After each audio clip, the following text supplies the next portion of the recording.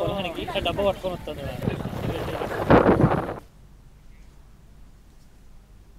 మహబూబాబాద్ జిల్లా సీతారాం తండా మొత్తం కూడా వరద నీటిలో చిక్కుకుపోయింది. ధర్మవరం గ్రామంలోని వందలాది మందిని ఫైర్ సిబ్బంది రెస్క్యూ చేసి రక్షించారు. వరదలో చిక్కున్న వారిని క్షేమంగా బయటకు తీసుకొచ్చారు.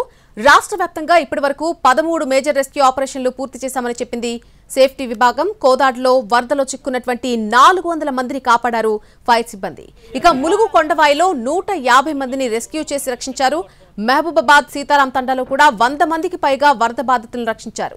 ప్రస్తుతం ఖమ్మం జిల్లా మున్నేరు వద్ద ఆపరేషన్ మొదలుపెట్టారు. వరద ఉధృతి ఎక్కువగా ఉండడంతో ఆపరేషన్ కు ఆటంకం కలుగుతోంది.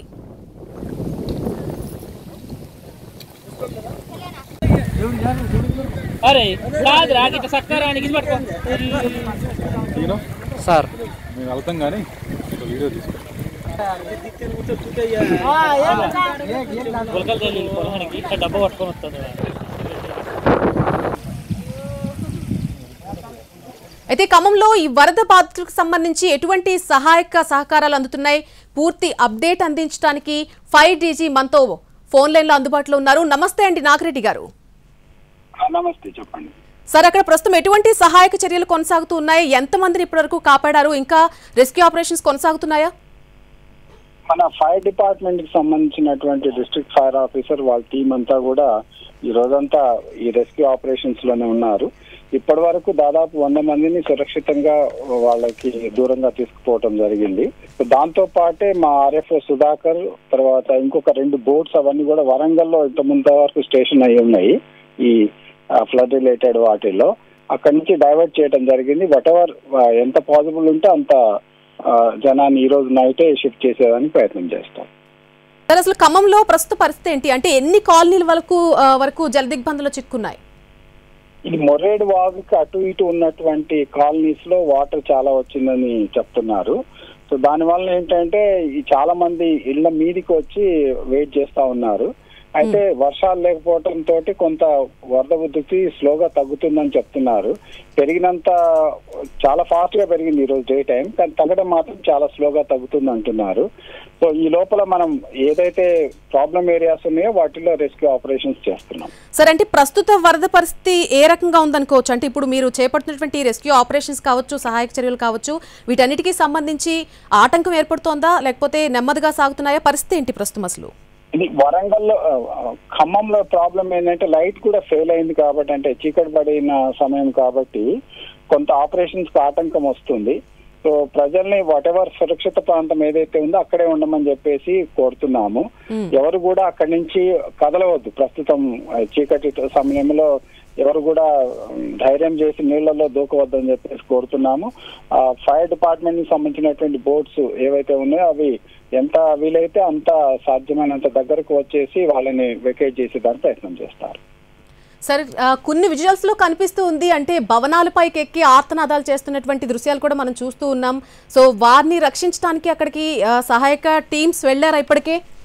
అదే ఇంతకుముందు నేను చెప్పినట్లు దాదాపు 100 మంది వరకు షిఫ్ట్ చేసినారు. అయితే చాలా పెద్ద కాలనీస్ అవన్నీ కూడా, అండ్ వరద నీరు కూడా చాలా ఉధృతంగా ప్రవహిస్తుంది కాబట్టి బోట్స్ ఆ యొక్క ఫ్లోని వెతిసిస్టాండ్ చేయలేవు. అందువల్ల ప్రజలు వెంచర్ చేయకుండా వాళ్ళు ఉన్న ప్లేస్ లోనే ఉండడం కరెక్ట్ అది. సో ఈ లోపల వరద ఉధృతి కొంత అంటే రెస్క్యూ ఆపరేషన్ చేయగలిగే ప్రతి ప్లేస్ కూడా మన వాళ్ళు వెళ్తున్నారు. సార్, ప్రస్తుతం చేపట్టిన సహాయక చర్యలకు సంబంధించి సామాగ్రి అంతా సిద్ధంగానే ఉందా, లేకపోతే సామాగ్రి కొరత ఏమన్నా వేధిస్తోందా? దానికి సంబంధించిన అప్డేట్ ఏంటి? మనకి అంటే రెస్క్యూ ఆపరేషన్ సంబంధించినటువంటి బోట్ కానీ లేకపోతే ఈ లైఫ్ జాకెట్స్ వాటిల్లో ఏమాత్రం ఇబ్బంది లేదు. అండ్ హైదరాబాద్ నుంచి ఎవరైనా ప్రత్యేక టీమ్స్ ఏమైనా పంపించడం జరుగుతోందా సార్ అక్కడికి? చెప్పాను కదా, RFO regional fire officer Sudhakar అని, తర్వాత ఇంకా కొన్ని బోట్స్ వాళ్ళ సిబ్బందిని కూడా పంపించడం జరిగింది. సిమిలర్లీ నల్గొండ నుంచి కూడా ఒక బోట్ ని అక్కడ షిఫ్ట్ చేస్తున్నాము.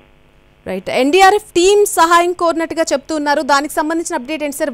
వారి సహాయం కూడా అందే అవకాశం ఉందా? NDRF వాళ్ళ ప్రయత్నము వాళ్ళు ఇంకొక ఏరియాలో చేస్తున్నారు. అది డిస్ట్రిక్ట్ కలెక్టర్ వాళ్ళు కోఆర్డినేట్ చేస్తున్నారు. సో డిస్ట్రిక్ట్ కలెక్టర్ తోటి కోఆర్డినేట్ చేస్తూ మన ఫైర్ టీమ్ కూడా రెస్క్యూ ఆపరేషన్స్ కండక్ట్ చేస్తున్నారు. రైట్ సార్, కోదాడ సంగతి ఏంటి? అంటే కోదాడ లాంటి ప్లేసెస్ లో ఇంకా ఆపరేషన్స్ కొనసాగుతున్నాయా, లేకపోతే కంప్లీట్ గా అక్కడ ఆపరేషన్స్ అన్ని కూడా ఈ రోజు అంటే ఆపరేషన్స్ క్లోజ్ అయినట్లే మేడం. ఆల్మోస్ట్ 450 పీపుల్ ని మన వాళ్ళు సురక్షితంగా సేఫ్ ప్లేసెస్ కి తీసుకుపోయినామని రిపోర్ట్ చేసినారు. Kodad was a major operation ఈ రోజు మనకి. అండ్ సార్ ప్రస్తుత విజువల్స్ చూస్తున్నాం, బోట్లలో తరలిస్తున్నారు. చాలా అంటే నడుంలోతు నీళ్ళలో నడుస్తున్నటువంటి పరిస్థితులు కనిపిస్తున్నాయి. చాలా మందిని బోట్లలో తరలిస్తున్నటువంటి పరిస్థితులు కూడా చూస్తూ ఉన్నాం మహబూబాబాద్ లో. అక్కడ ఉన్నటువంటి తాజా పరిస్థితి ఏంటి సార్? మహబూబాబాద్ లో అంటే ఈరోజు డే టైంలో రెస్క్యూ ఆపరేషన్ చేసి వాళ్ళని తరలించడం జరిగింది. ఇప్పుడు మహబూబాబాద్ లో అంటే ప్రాణాలకు ప్రమాదమైనటువంటి పరిస్థితి ఏం లేదు.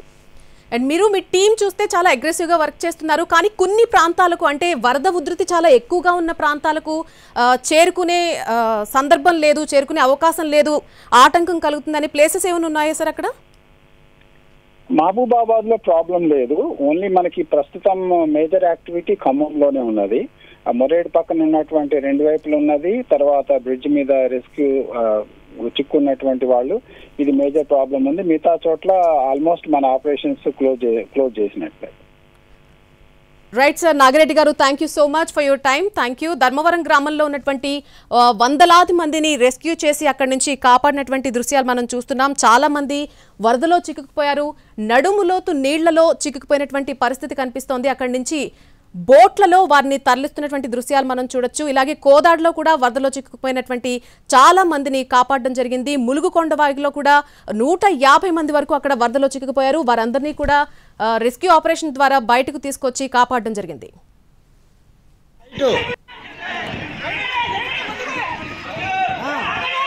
తీసుకెళ్ళి